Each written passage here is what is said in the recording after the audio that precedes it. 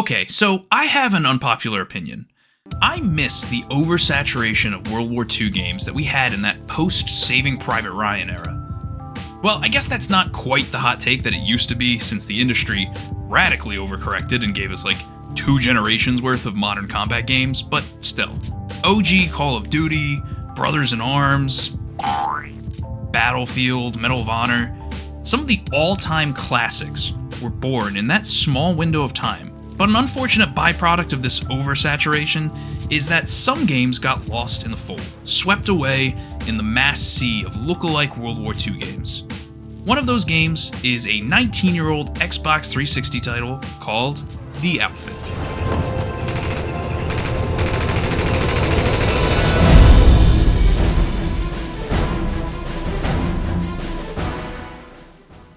Now, in addition to the whole sea of World War II titles, part of the reason this game isn't quite as talked about today is because it still, almost 20 years later, is an Xbox 360 exclusive. It never came to PlayStation, it never got a PC port. But fortunately, it is backwards compatible, and thus survived the great Microsoft Store shutdown of 2024. You can still buy this game digitally on an Xbox One or Series console. But the question is, should you? Nazi, Kraut, whatever. One shoots at me, I shoot at them. Well, the short answer is yes, I think so. But with an asterisk. Before I take the deep dive, let me take a step back and say, hey, what's up? I'm Zach, and I like getting all of the achievements in weird, old, or obscure games. So today, I'm going to talk about my journey 100%ing The Outfit.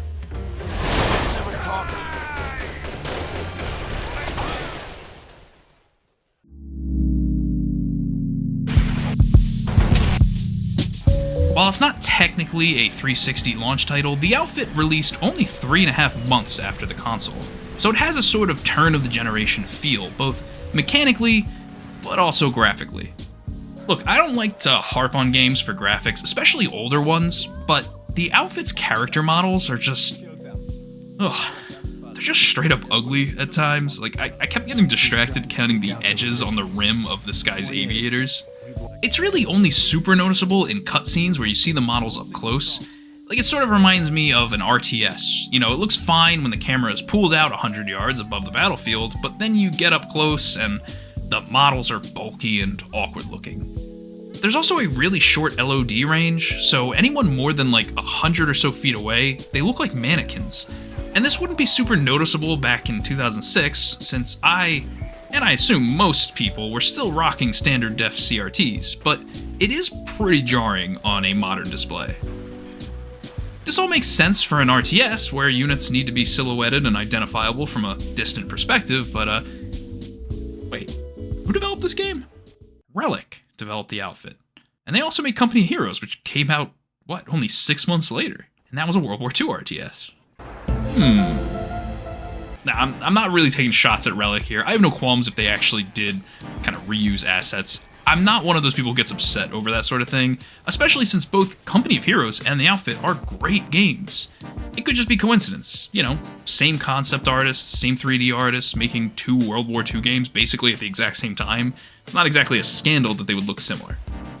Anyway, I do wonder if the inorganic look of the models has more to do with lighting, though. There's a sort of flat lighting in a lot of these cutscenes that make the characters look a bit like living action figures, but in-game, when the shadows are working in your favor, the models, I don't know, they actually look pretty good for the time, I think. Something I do quite like about the art direction is the environment progression. Tonally, the game is pretty cartoonish, and as you get further into the game and close in on the big bad villain, the levels start to gradually transition from typical World War II battlefields like lush green European countrysides to red-tinged, desolate industrial centers, with the final level being the assault on this massive, brutalist fortress. It's very much a comic book supervillain headquarters. So, I had never actually played The Outfit back in the day, but I do distinctly remember seeing it on the cover of an official Xbox magazine demo disc. Mostly because it taught 13-year-old Zach how to do a bad German accent. The Germans will not easily be defeated. Well, that was like French, I don't know what the fuck. But I didn't have a 360 yet to play the demo, and so I always just assumed that it was a typical third-person shooter. Turns out, I was mostly right. But the game does have some cool light RTS elements also peppered in. When you load up a level, you spawn in alongside a squad of 4 NPCs that you can give basic commands to. You move up through the level, you kill Nazis, and capture strategic points, all of which accrue fuck you points. Then you can use these FU points to radio in what the game calls destruction on demand. Need to get somewhere fast? Fork over those fuck you points to call in a jeep. Tanks pounding your ass? Return the pounding with a 17-pounder AT emplacement. Debris blocking your way? An airstrike will clear that up for only 300 fuck you points. And it's more than just a mercenary-style ordnance system, because each thing you call down, whether it's a machine gun or howitzer, comes with a soldier also neatly packaged in the box who will instantly hop on the weapon. So you don't even need to worry about manning each emplacement yourself. You can just call them in to provide covering fire or support as you advance. It's a pretty cool mechanic, because similar to, say, the old Battlefronts, enemies can actually get around you and recapture points, so it pays to slap down a few machine gun nests or AT guns around an objective before moving on to the next one. And this is important since some strategic points unlock new ordnance. For example, call in all the jeeps you want, but if you want a tank, you better capture a motor pool.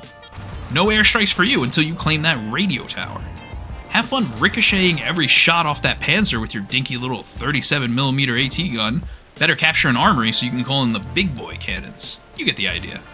It's not the most complex system, and most levels are very linear, so the system doesn't quite get to shine as much as it should, but there are a few levels in particular where it does, that I'll highlight later on, and it's actually a surprising amount of fun.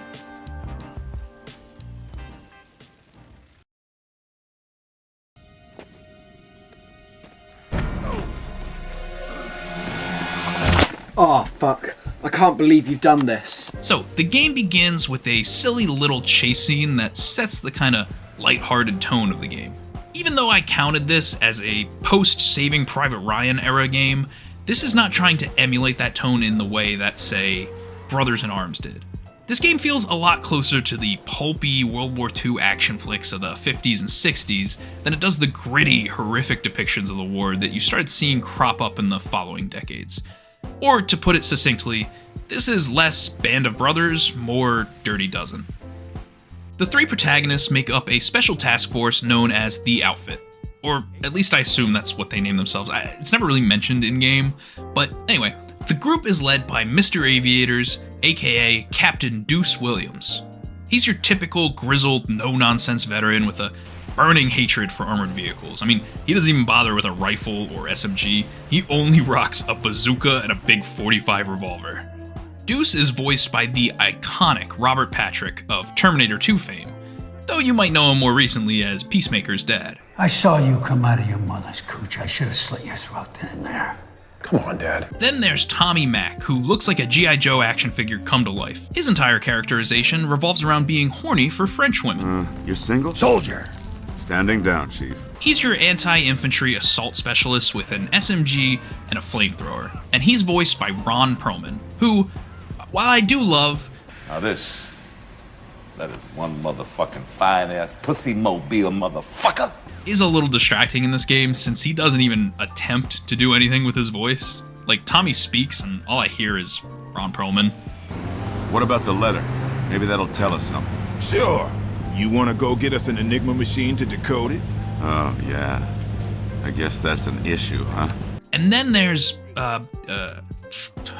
what's his name? The sniper. What's his name? Oh my god, the Wikipedia article for the game doesn't even reference him once. Alright, hold on. Okay. JD. JD is his name. And JD is the shoddy sniper of the group. And I mean that in like the Halo loadout sense of shotgun and sniper, not like he's a bad sniper. He has almost no notable characterization that I can make out from the cutscenes. He's kind of just there, too. Which is a shame, because he's voiced by the criminally underutilized Terrence Carson, who has a vast array of work, but to me, will always be the voice of original Kratos. Zeus! I'm coming for you! Which, I mean, no shade to Christopher Judge. He does a great job, too, but you can't beat a classic. Sorry, I have an autistic obsession with movies and actors. Could you tell? The outfit is set on a mission to discover what happened to a nearby French village that the Allies have lost contact with. There are rumors of a violent general routing out resistance members in the area, and there's concern that said village may have fallen victim to a collective punishment. So we start with a light tutorial that teaches us how to utilize the destruction on demand system and capture points. And I can't shake the feeling that this really does feel like a third-person mod for an RTS.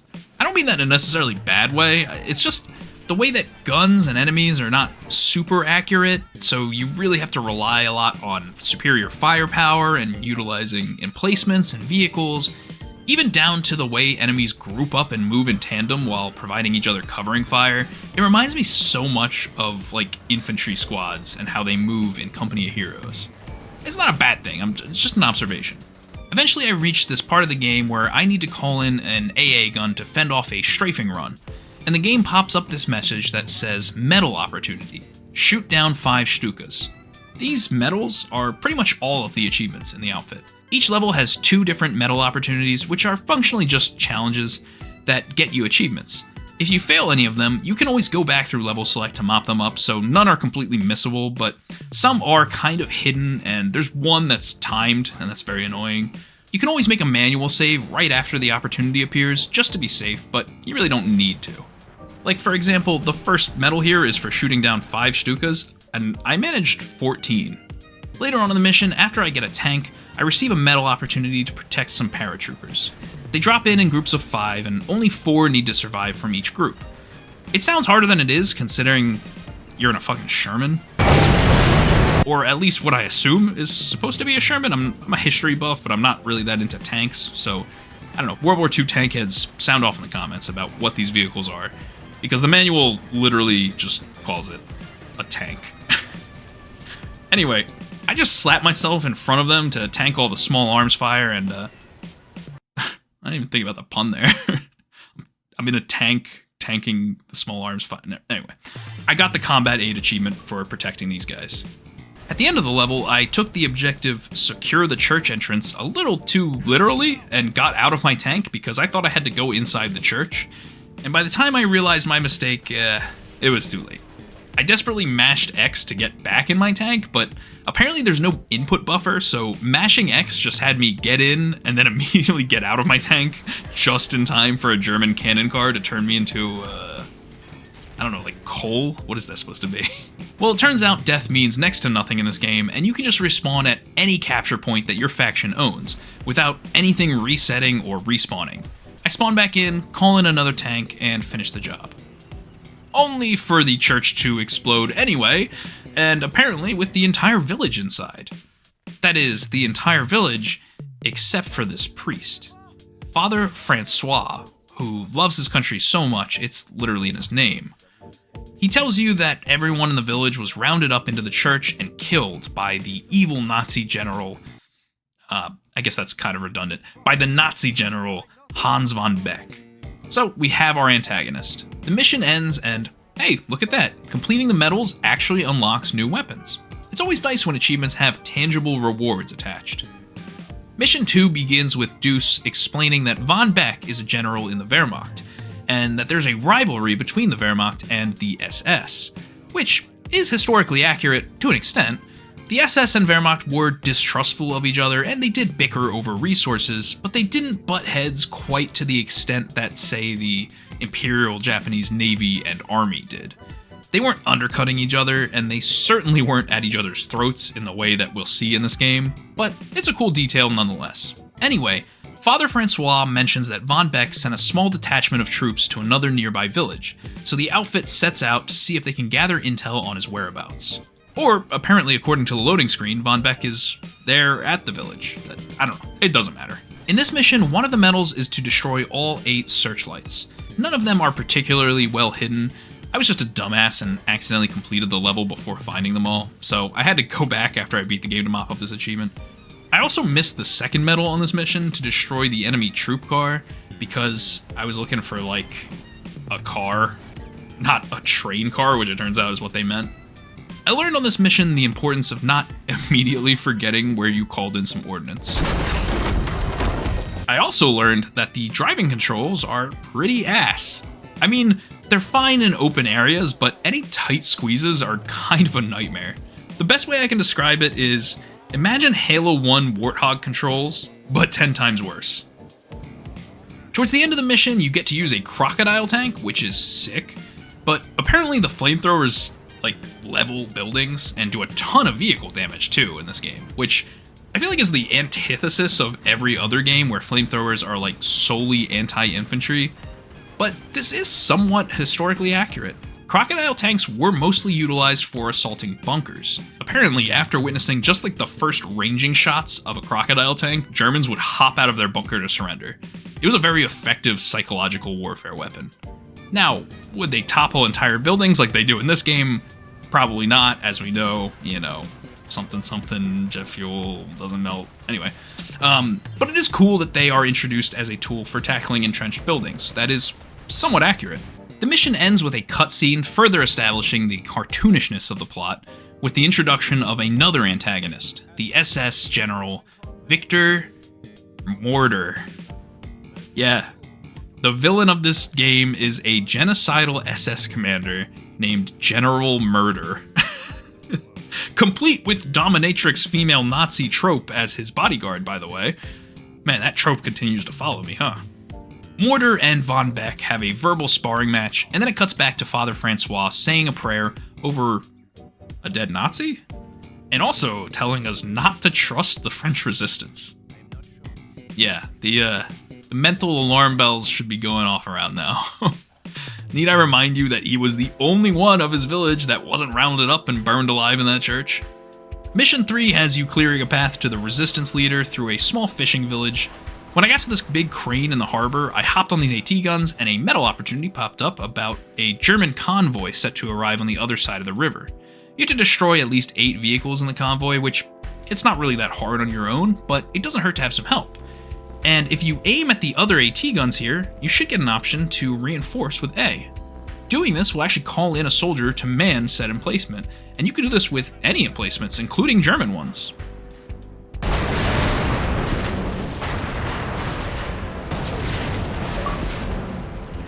At this point, they'll start throwing SS soldiers at you now, too, who have notably more health than the standard Wehrmacht soldiers, too, which is a simple but nice way to mix up the gameplay by giving you different enemy types to prioritize.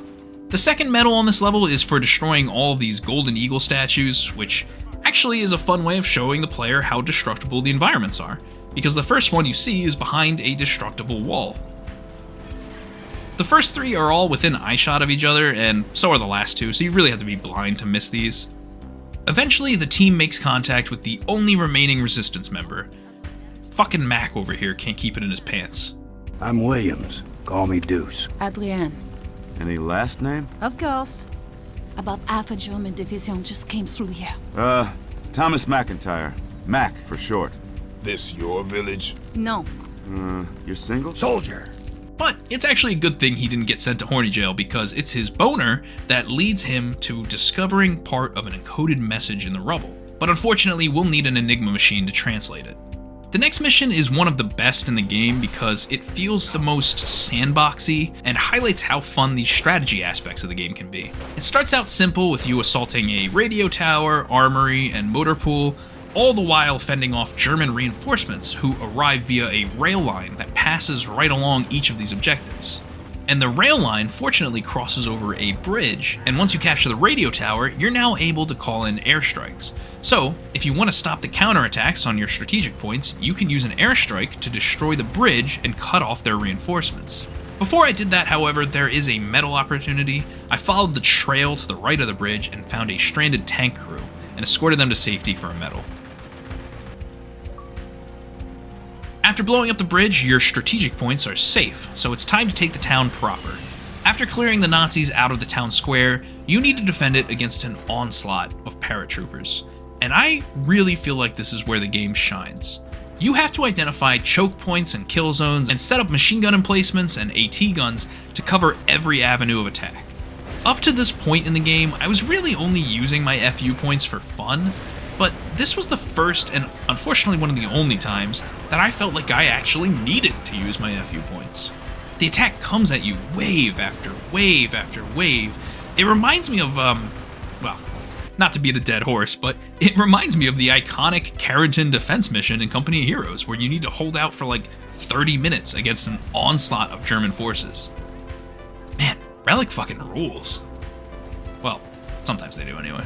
The second medal comes after the town defense, where friendly paratroopers are landing in the open and vulnerable to strafing runs, so you need to man the AA guns and protect them.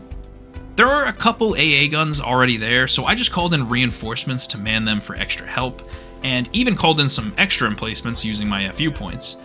This one's a little tougher than the other anti-air medal, since it's not entirely clear what direction the Stukas are coming from.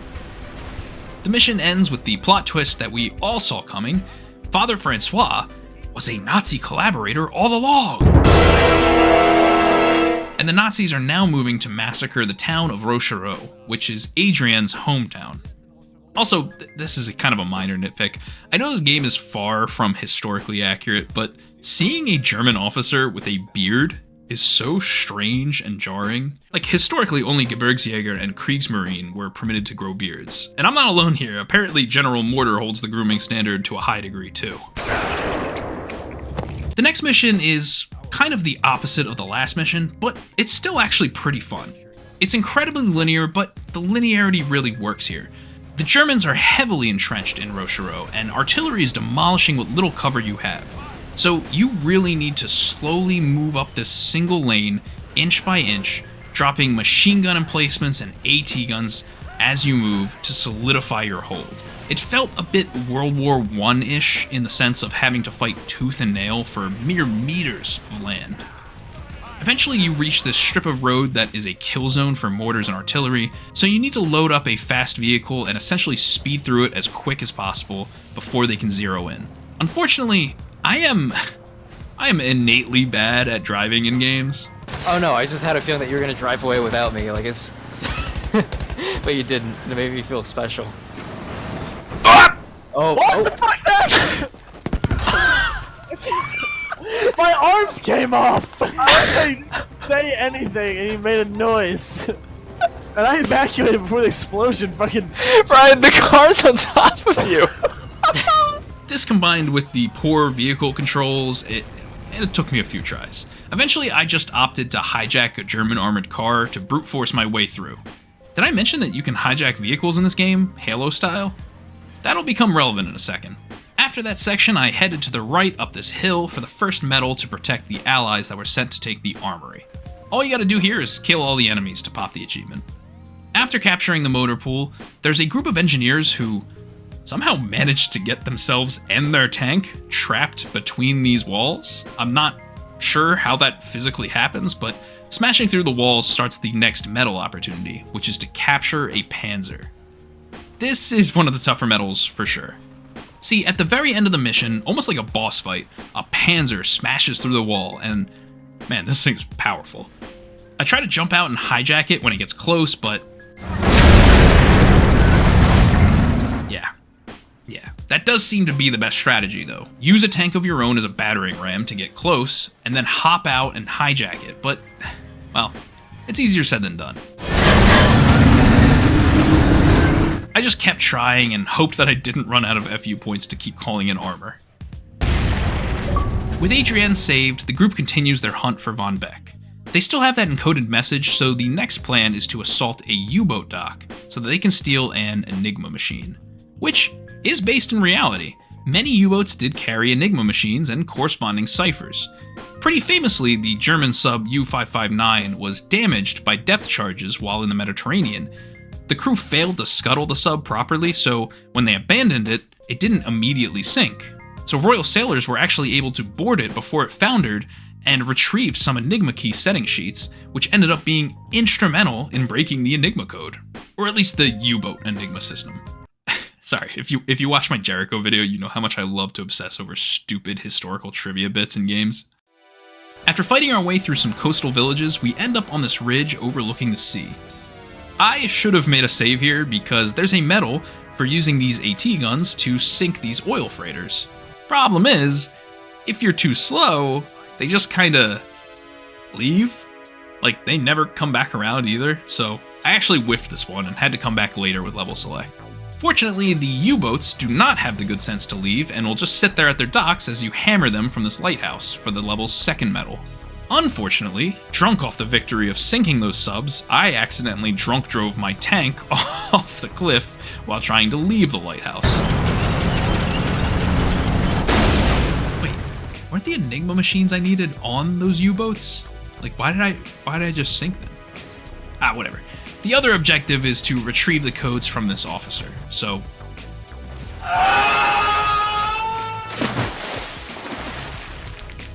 Welp. I guess after fishing out an Enigma rotor and the codes from the dock, we decode the message and get our second plot twist. See, Von Beck actually hasn't been the one massacring the locals. It was Mortar the whole time. The priest was sending us after the wrong guy. And not only that, but Von Beck was a co-conspirator in the July 20th plot. Okay, hold on, there's a lot to unpack here. I'm sure courtesy of the Tom Cruise movie, a lot of you are already familiar with the July 20th plot and Operation Valkyrie, but if you didn't know, this was a real assassination attempt on Hitler that obviously failed. The plan was to use a briefcase bomb during a meeting to kill the Führer, and then use a contingency plan called Operation Valkyrie to disarm the SS and arrest the Nazi leadership. But, unfortunately, in an attempt to get a better view of a map on the table, one of the officers pushed the briefcase under the table out of his way, positioning it right up against a sturdy leg of the table. That table leg shielded Hitler from the blast, and he came through relatively unscathed. Many high-ranking Nazi officials were co-conspirators in this plot, and in the canon of the outfit, General Hans von Beck was among them. See, that's why von Beck and Mortar have this rivalry. Von Beck was concerned about the civilian massacres that Mortar was carrying out, and von Beck was scheming against Hitler this whole time. We only were hunting von Beck because the priest told us he was behind the massacres, so we got duped. So now we set our sights on Mortar, whose staff car we find at an old shoe factory that's been converted into a munitions factory. God, I got 40k on the brain, almost said munitions factorum. This level has a pretty fun set piece in the form of a giant armored train that you can use to progress up the level. Hopping into this bad boy, we turn to the left to find our twin brother on an adjacent rail, and there's a medal for killing him. But unfortunately, he just kind of scurries off into the fog of war. I actually end up blowing up here, but like all deaths in this game, it's really no big deal. Another train spawns as soon as this one blows up, so I just hijacked that and finished the job. I enjoyed the power trip of this massive rail cannon all the way up through the level until they force you to give it up. And shortly after capturing the radar tower, I banged a left at these crossroads to find some SS troops about to execute American prisoners. Saving them got me the second medal of the level. The level ends with Deuce wrecking Mortar's staff car, only to discover Father Francois inside.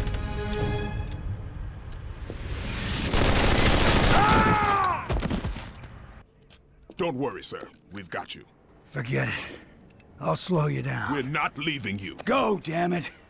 Before we're all killed. Here. Make sure she doesn't get rusty. Don't worry. Me and the Krauts are gonna have a blast together. We're not. Come on. We gotta go. Mac!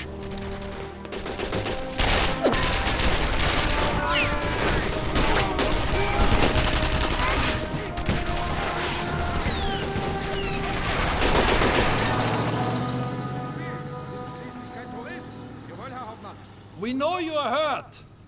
Show yourself, and we will help you. Yeah, right. You have a count of 3, and then you will be shot. 1, 2, 3. I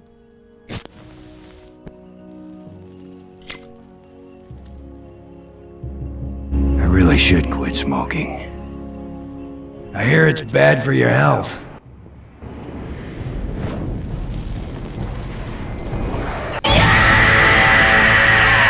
After letting Deuce have his badass one-liner, Mac and JD escape. This was honestly a little surprising, since we're only 2/3 of the way through the game, and Deuce was Well, he's one of our 3 playable characters. So, do we just have to play the rest of the game without our designated anti-armor character? Well, we'll see. The next mission starts with us on the Priest's Tail, and yeah, can't pick Deuce anymore. Which sucks, because these machine gun emplacements right at the start of the mission would only need like a single bazooka round to take out. Instead, I'm using the wonky sniper controls to pop the gunners. When I capture the motor pool, I spotted 6 fuel barrels nearby, and blowing them up starts the next medal opportunity, which is to destroy 25 barrels. This sounds like a bitch, but they're cluttered together into just 5 groups, so it's not as bad as it seems. Towards the end of the mission, I found a parked Calliope tank.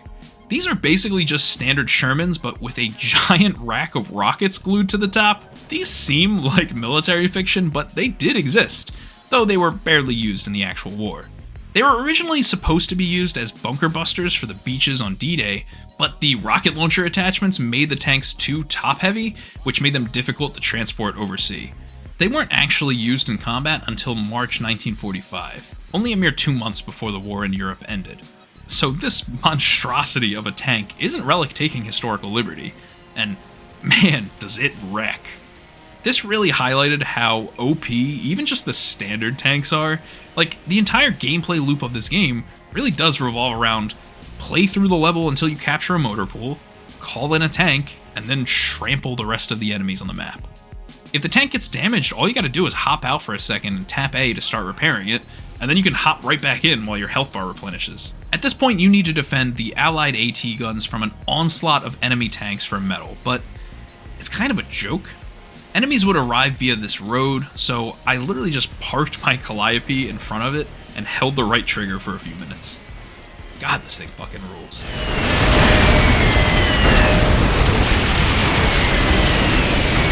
I love how the rockets sound like fireworks too. Like, apparently despite its minimal use in the field, the Calliopes were effective weapons in psychological warfare, because the noise of 60 rockets firing off one after the other, I mean, that'd make any SS soldier shit their Hugo Boss military slacks. I make my way to the monastery where the priest is hiding and do a quick lap to get the last of the fuel barrels, before knocking on the door to the monastery to see if my friend Father Francois can come out to play.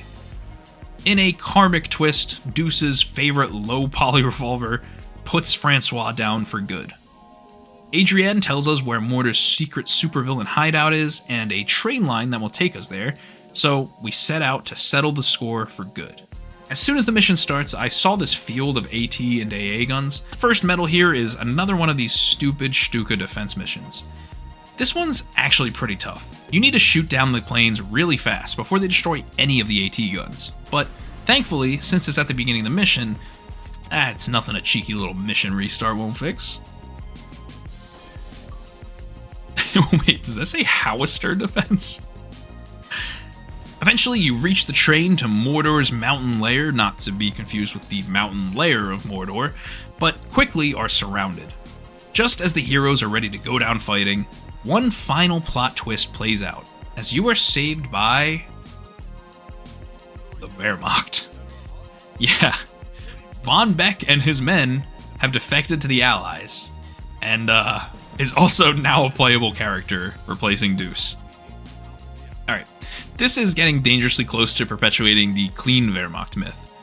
If you're unfamiliar, this is a denialist take that basically blames all of the Nazi war crimes on the fanatical SS, while the Wehrmacht were supposedly just ordinary soldiers fighting for their country. Of course, this isn't true, and the Wehrmacht actually did commit their fair share of war crimes, as well as participating in the genocide of Poles, Jews, and Slavs. It's a myth perpetuated by revisionists and even the Nazis themselves, who are trying to avoid the noose post-war. Now, does it mean that every conscript in the German military was guilty of genocide? No, of course not. But posing a situation like this, where the Wehrmacht are the good guys fighting for their country, even to the point of turning on the SS and Hitler, I mean, it's dancing a little close to the fire. Especially when Von Beck says things like this. They're not all murderers, you know? This is not the Germany I want to live in. I hate what his kind has done to my country. And the fact that you can opt to play as them now, that really doesn't help either. Like, I know it's fiction, and I know this game doesn't take itself very seriously, and I'm not personally particularly offended by this plot development, but I'm just saying, I could easily see myself at age 13 playing this back when it was still relevant, and taking away the wrong message from it. That's all. But, that being said, believe it or not, something similar actually did play out in history. Wehrmacht and American forces actually did fight side by side against the SS, which is wild in and of itself, but it gets even wilder. They did it defending a 19th century castle in the Austrian mountains. The commanding Wehrmacht major actually died in the battle, trying to save, get this, the former Prime Minister of France who was being held prisoner at the castle. It's honestly one of the craziest stories I've heard of from the war. I'm not going to go into it here, but if you're interested, I would highly recommend the book The Last Battle by Stephen Harding. It's genuinely stranger than fiction. God, I get so sidetracked. This video is going to be so fucking long. Anyway, the next medal is for destroying all of the tanks blocking our escape. So I recapture the motor pool, I call in a Calliope, which trivializes everything, including tanks, and just fight my way to the end of the level. Our new bestie, Von Beck, reveals that he planted a bomb in Mortar's staff car, and the detonator is stashed on a Zeppelin that he wants to use to escape Nazi-occupied territory to complete the whole, defecting thing. So JD and Mac agree to help him fight his way to the Zeppelin in exchange for the detonator. Adrienne and Mac share a heartfelt goodbye that is completely emotionally earned from the combined 45 seconds that they've spent together, and we set off for the airfield. I decide to play as Von Beck for this mission, and his loadout is functionally identical to Deuce's, just swapping out a bazooka for a Sturm pistol and the revolver for a hunting shotgun. He does unlock a Panzerschreck later on, but it's kind of annoying and blocks your reticle when using machine guns. So, the main difference of playing as Von Beck is that his destruction on demand options are now all German weaponry and vehicles, but they're still comparable to the Allied ones. He does have a cool special ability to surrender, which stops enemies from attacking you until you break the ruse, which can give you a bit of a breather if you get overwhelmed or outflanked, or if you just want to draw the enemy out of cover. Von Beck is apparently also one of those aliens from Signs, because even touching water is enough for him to drop dead, I guess. Fighting our way up the beach, I come across an experimental jet engine that I blow up for a medal. And likewise, on the airfield itself are some V1 rockets that are very lonely and in need of some rocket camaraderie, so I decide to oblige them with a few Calliope rounds. This mission actually confused me because the objective was to secure the airfield, which I logically took to mean kill all the enemies on the airfield, so I sat here watching tank after tank spawn, setting up AT guns directly aimed at the spawn point, just blowing it up over and over and over again, and nothing was happening. I wasted like a solid 10 minutes doing this before realizing the Germans had taken back a capture point behind me, and that's what was meant by secure the airfield. We then have to defend the Zeppelin, and I was swimming in FU points from spawn killing 100 tanks, so I just slapped down like a dozen emplacements all around it. We get on the Zeppelin only to discover it's been booby-trapped, and the detonator is gone, so the team is forced to bail out and resort to Plan A, which is just to knock on the front door of Mortar's fortress, I guess. So, I know I made a Mordor joke earlier, but this next level really does straight up look like Mordor. Fighting our way through these desolate mountain ridges, we come across a group of friendly Wehrmacht overlooking a bunker. Our first medal is to ensure that as few SS make it inside the bunker as possible, and to help rain down hell on them, someone's called in a Calliope. I just wish that they had told me that first. Like everything else in this game, using a Calliope tank really made this medal trivial. The other medal on this level is to destroy every flak cannon, which, like every previous medal that falls into that category, is not particularly hard since they're not really that well hidden. While I do appreciate this level tonally, and like I said, this is a good environmental progression with everything getting bleaker and darker as we move farther into the wolf's den, this level is really pretty visually bland. A lot of it looks like someone just used a terrain morphing tool to make hills and ridges and then very sparsely sprinkled some concrete throughout. It's all so gray. We airstrike the gate and accidentally turn some friendlies into charcoal, and then do a cool Marvel movie hero pose as we enter into the final mission. Mortar does the classic supervillain move by killing his own Crody for failing to stop us, and then the game goes like full-on Saturday morning cartoon with this shot. I want von Beck dead! Now!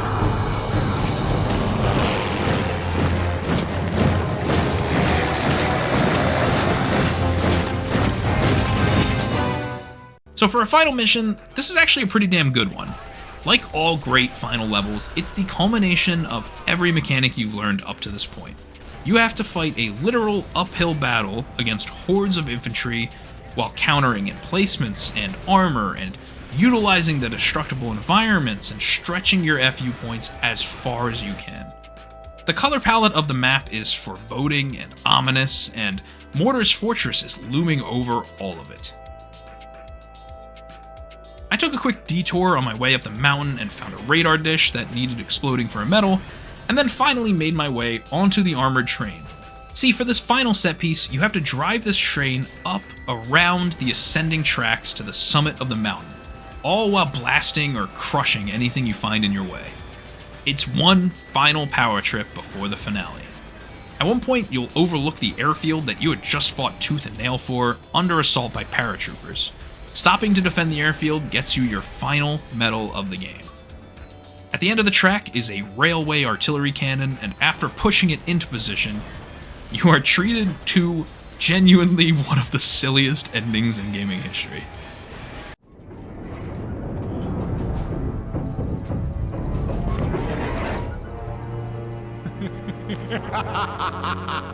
Hey, Mortar! This one's for Deuce!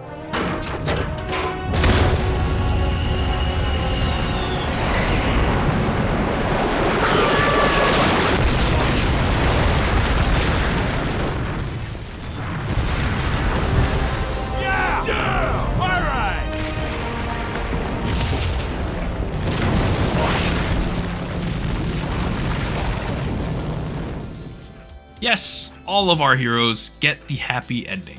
Well, aside from Deuce, anyway.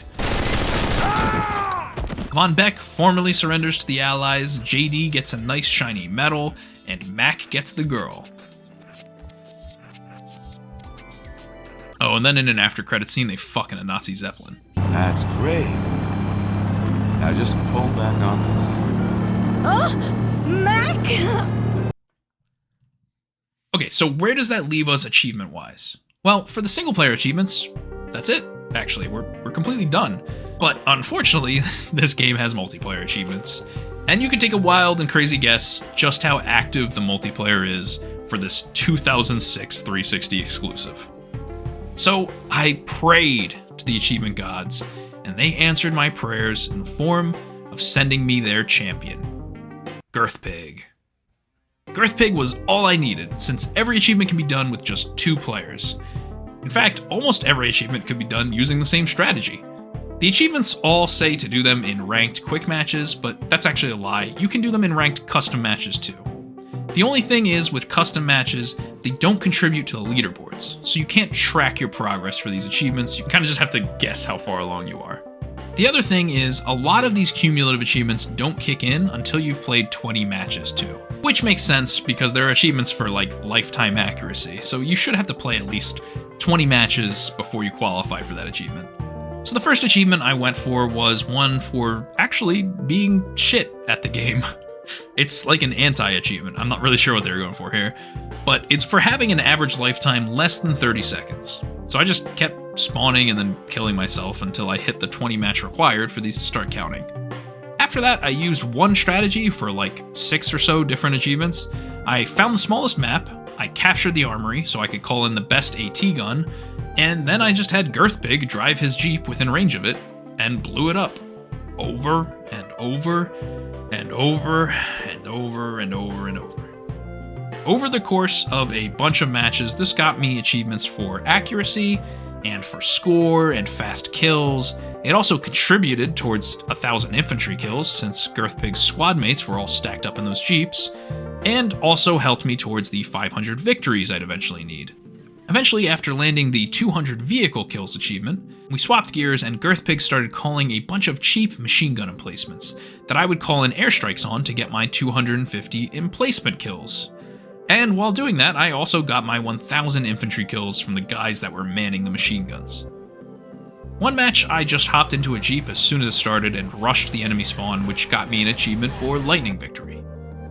This was all really boring, mindless shit, but then the real tedium set in.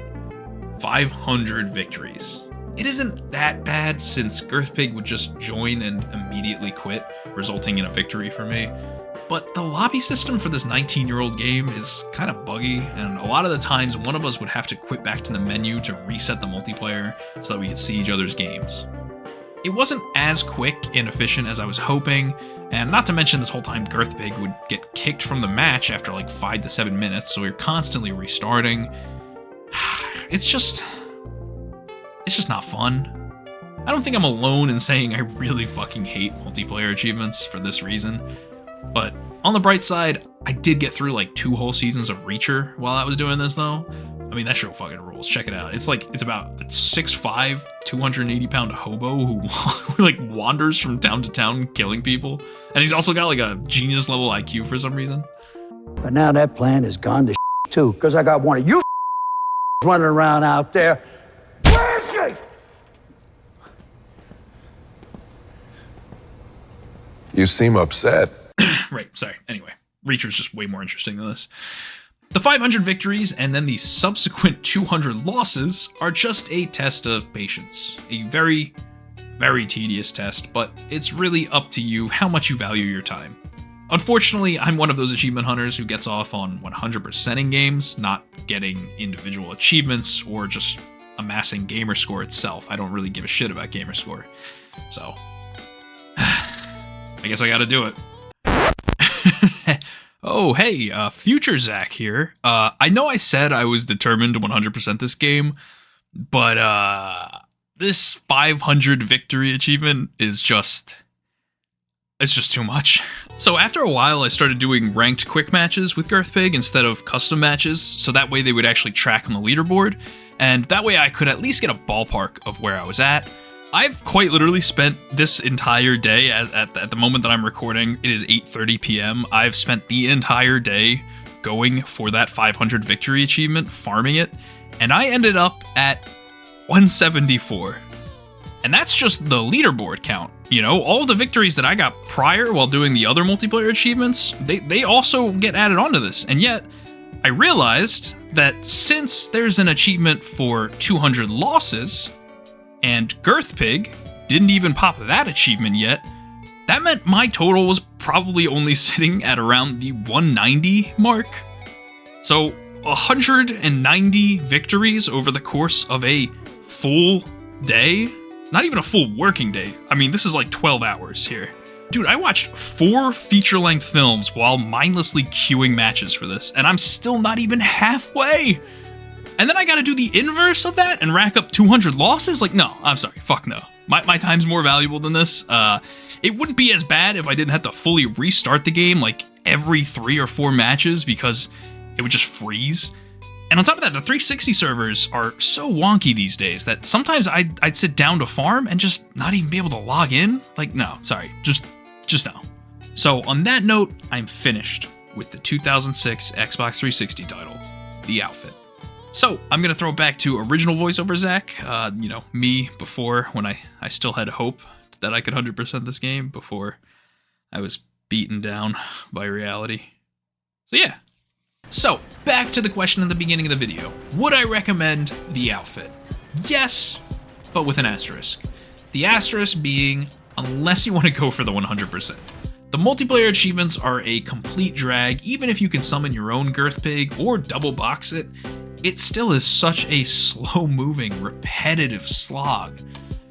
If you're not going for achievements, though, this game is well worth the $15 price tag, at least I thought so. And better yet, if you can convince a friend to buy a copy. That's because, something I failed to mention this entire time, is the entire game is playable in co-op. I don't have any footage of that because, well, I don't have any friends, aside from Girthpig, I guess.